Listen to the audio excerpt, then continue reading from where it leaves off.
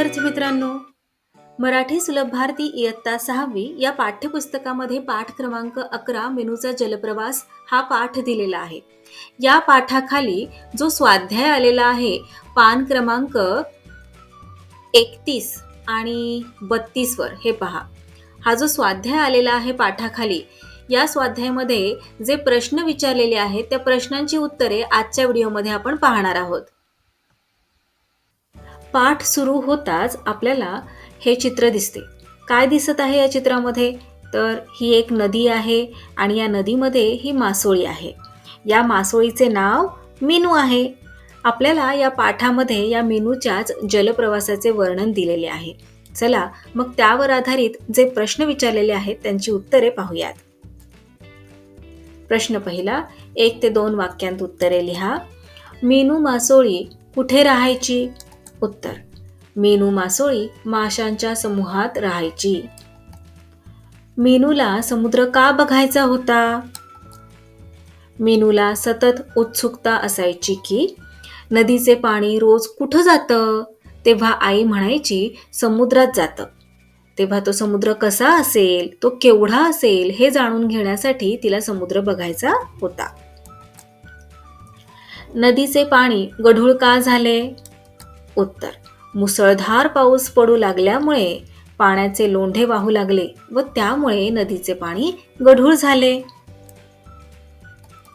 पुढील प्रश्न, खडकावर फुललेल्या फुलांचे रंग कोणते होते? उत्तर, खडकावर फुललेली फुले लाल, गुलाबी, अंजिरी अशा विविध रंगांची होती. समुद्राच्या खोलवर अंधार का असतो? समुद्राच्या आत खूप आत अंधार असतो. मग त्याचे काय कारण आहे? समुद्राच्या तळाशी सूर्यप्रकाश पोहोचत नसल्याने समुद्राच्या तळाशी खोलवर अंधार असतो. पुढील प्रश्न, प्रश्न क्रमांक 2, 3-4 वाक्यांत उत्तरे लिहा. लेखिकेने नदीचे वर्णन कसे केले आहे? कोण आहे लेखिका या पाठाची? विनया साठे.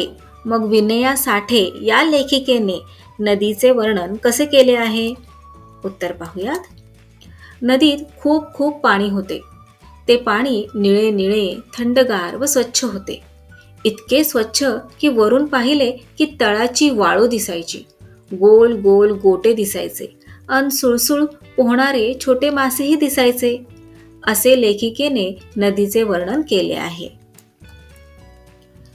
मीनूची व आईची चुकामुक का झाली? उत्तर पाहूयात.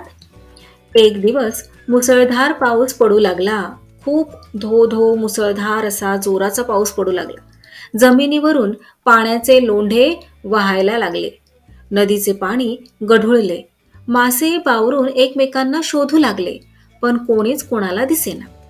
पाणी वेगाने वाहत होते. या गोंधळातच मीनूची व मीनूच्या आईची चुकामुक झाली. घोड मासा पाहून मीनूला हसू का आले? उत्तर, समुद्रातून थोडीशी चक्कर मारून परत जावे असा विचार करून मीनू पुढे जात असताना तिची एका विचित्र माशाशी टक्कर झाली. त्याचे तोंड घोड्यासारखे होते व पोटाला पिशवी होती व त्यात छोटी पिल्ले बसलेली पाहून मीनूला हसू आले. घोड मासा कसा असतो त्याचे पिक्चर तुम्हाला माहित आहे. त्याचे तोंड घोड्यासारखे असते आणि त्याच्या पोटाला पिशवी असते आणि हा सगळा अवतार त्या माशाचा पाहून मीनूला हसायला आले. प्रश्न क्रमांक 3, कोण कोणास व केव्हा म्हणाले ते लिहा. समुद्र म्हणतात तो आला की. कोण म्हणालं असं वाक्य? पाहूयात. मीनूने जेव्हा हळूच तोंड उघडले तेव्हा समुद्राचे खारट पाणी तिच्या तोंडात गेले. तेव्हा ती स्वतःलाच म्हणाली, समुद्र म्हणतात तो आला की.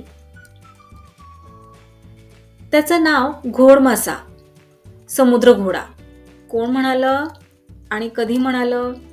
समुद्राच्या पाण्यात मीनूची एका विचित्र माशाशी टक्कर झाली. तेव्हा पाण्याच्या तळाकडून कोण म्हणालं? कासव मीनूला म्हणाले, घाबरू नकोस, हा तर खेकडा. कोण कोणाला आणि केव्हा म्हणाले? कासव व मीनू यांच्यात जेव्हा बोलणे चालू होते तेव्हा त्यांच्यामधून एक प्राणी तिरका तिरका चालत गेला. तो आपल्या बटबटीत डोळ्यांनी मीनूकडे पाहत होता. तेव्हा ती घाबरली. तिची भीती दूर करताना कासव मीनूला म्हणाले, घाबरू नकोस, हा तर खेकडा. कासव दादा, चला ना माझ्या बरोबर. मीनू आपल्या आईकडे पुन्हा नदीच्या दिशेने निघाली तेव्हा मीनू कासवाला म्हणाली. प्रश्न 4. शिंपल्यांमध्ये मोती कसा तयार होतो त्याची क्रिया क्रमाने लिहा. उत्तर पाहूयात. नदीतील शंख शिंपल्यात एक छोटासा किडा असतो. या शिंपल्यात चुकून एखादा वाळूचा कण गेला की तो त्याच्या अंगाला टोचायला लागतो. मग तो आपल्या अंगातून पातळ रस काढून त्यावर गुंडाळतो. मग त्यातून पुढे छानदार मोती तयार होतो. प्रश्न क्रमांक 5. 4-5 ओळींत वर्णन करा. घोडमासा आणि खेकडा. तर घोडमासा कसा होता, आपल्याला पाठामध्ये काय दिलेले आहे, घोडमाशाचे वर्णन करायचे. तर घोडमासा हा विचित्र मासा आहे. त्याचे तोंड इतर माशांसारखे नसते. त्याचे तोंड घोड्यासारखे असते. त्याच्या पोटाला पिशवी असते. त्यात छोटी छोटी पिल्ले बसलेली असतात. खेकडा कसा असतो? खेकडा आपल्या पायांनी तिरका तिरका चालतो. तो आपल्या बटबटीत डोळ्यांनी पाहतो. त्याच्या पाठीवर कासवासारखेच कठीण कवच असते. त्यामुळे शत्रू त्याच्यावर हल्ला करू शकत नाही. याला 6 तर कधी 8 पायही असतात. त्यांच्या तोंडाजवळ 2 नांग्या असतात. त्यामुळे त्याचं संरक्षण होते व त्याला भक्ष्यही पकडता येते. प्रश्न क्रमांक 6. इवलिशी यासारखे आणखी शब्द लिहा. उत्तर पाहूयात. तेवढीशी, लहानशी, थोडीशी, छोटीशी. प्रश्न क्रमांक 7. त्यामध्ये अ आहे. समानार्थी शब्दांच्या योग्य जोड्या लावा. आता इथे तुम्हाला या आकृतीमध्ये 2 आयत दिसत आहेत. हा बाहेरचा आयत आहे आणि हा आतला आयत आहे. बाहेरच्या आयतामध्ये काही शब्द दिलेले आहेत. त्यांचे समानार्थी शब्द आपल्याला आतमध्ये हा जो आयत दिलेला आहे त्या आयतामधील शब्दांमध्ये शोधायचे आहेत. आता इवली या शब्दाचा समानार्थी शब्द येणार लहान. लिहूया तिथे इवली लहान. नंतर गरम, गरमचा समानार्थी शब्द उष्ण. दूर या शब्दाचा समानार्थी शब्द लांब. मग आहे मोठे, मोठे म्हणजेच प्रचंड. लिहूयात मोठे प्रचंड. प्रश्न क्रमांक 7 मधील आ आहे. विरुद्धार्थी शब्दांच्या योग्य जोड्या लावा. आता इथे विरुद्धार्थी शब्दांच्या जोड्या शोधायच्या आहेत. तर टणक या शब्दाचा विरुद्धार्थी शब्द कोणता येणार? तर मऊ. लिहूया तिथे टणक मऊ. त्यानंतरचा शब्द आहे लहान. लहानचा विरुद्धार्थी शब्द येतो मोठे. मग अंधार, अंधार या शब्दाचा विरुद्धार्थी शब्द प्रकाश. लिहूयात. आणि मागे या शब्दाचा विरुद्धार्थी शब्द पुढे.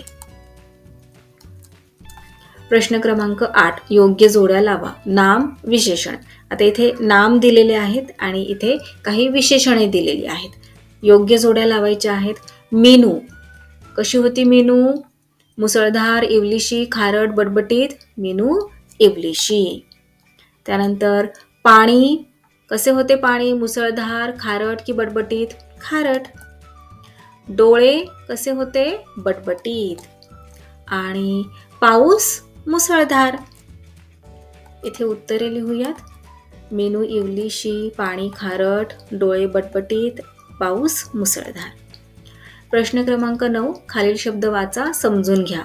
गदागदा, खालोखाल, पदोपदी, चित्रविचित्र, पटापट, रातोरात, मोठमोठी, पावलोपावली, मागोमाग. प्रश्न क्रमांक 10. तुम्ही मीनू मासोळी आहात अशी कल्पना करून समुद्राची माहिती आईला सांगा. उत्तर पाहूयात. आई समुद्र हा खूप मोठा जलाशय असतो. त्यात दूर दूरपर्यंत पाणीच पाणी असते. त्याचा तळ खूप खोल असतो.